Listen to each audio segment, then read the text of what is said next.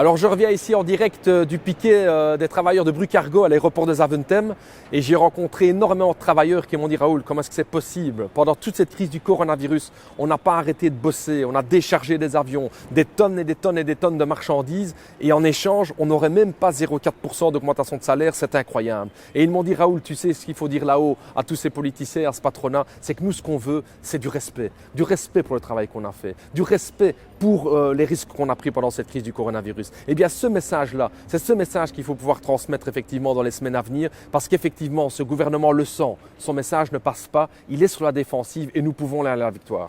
Et surtout, nouvelle positive, c'est que la grève a été très bien suivie ce matin dans toutes des entreprises et des secteurs très différenciés dans le pays. Que ce soit le secteur de la chimie, le secteur de l'alimentation, le secteur du métal, les services publics qui étaient aussi en partie en grève, le secteur de la distribution évidemment, dans plein de différents magasins en Belgique, le secteur des soins de santé. C'était vraiment impressionnant de voir la diversité des secteurs en lutte. Et j'ai reçu beaucoup de messages ici ce matin que je voulais un petit peu vous lire pour les relayer. Par exemple ici, j'ai des travailleurs de Coca-Cola qui me disent « Nous avons continué à travailler et on ne reçoit rien en retour, vraiment rien du tout. » Que du mépris du patronat. Ou les travailleurs de BASF à Anvers qui me disent Raoul, nous voulons le respect, c'est ça que nous méritons et on doit aussi avoir le respect pour nos salaires. D'autres camarades me disent ici à partir de Liège, 0,4%, c'est même pas un Dagobert par mois m'ont envoyé ces travailleurs de Liège.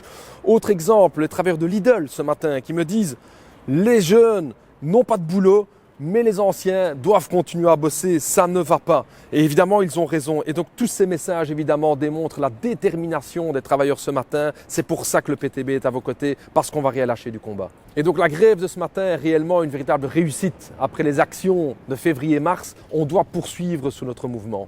On sent réellement qu'au niveau des partis de la majorité, la Vivaldi, on ne sait plus sur quelle chaise danser, on ne sait plus quel argument trouver. Et de plus en plus, des fissures se créent au sein même du gouvernement. Eh bien, exploitons ces fissures en continuant le combat.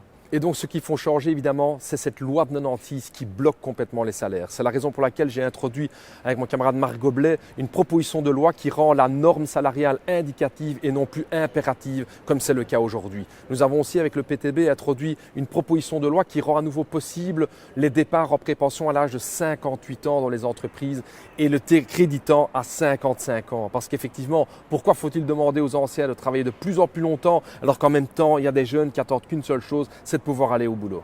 Alors le mouvement est en pleine phase montante et le gouvernement et le patronat veulent évidemment diviser pour mieux régner sur les travailleurs. J'ai entendu beaucoup des propositions aujourd'hui du gouvernement pour dire qu'ils veulent rendre possible un bonus, une prime annuelle une fois. Et j'ai entendu énormément de travailleurs me dire ce matin, moi des cacahuètes comme ça Raoul, j'en veux pas. Ce que nous voulons c'est une vraie augmentation brute de nos salaires pour financer notre sécurité sociale, pour financer nos soins de santé, pour financer nos pensions. Et c'est évidemment une demande tout à fait légitime. Pourquoi on ne donnerait pas des augmentations brutes alors que les dividendes continuent à aller dans la poche des actionnaires? C'est la raison pour laquelle le PTB va soutenir tous les travailleurs pour aller jusqu'au bout, pour demander réellement des augmentations salariales et d'avoir une victoire. Et moi je vous le dis, quand on voit comme ils sont en train de trembler là-haut, je pense qu'on peut avoir une victoire.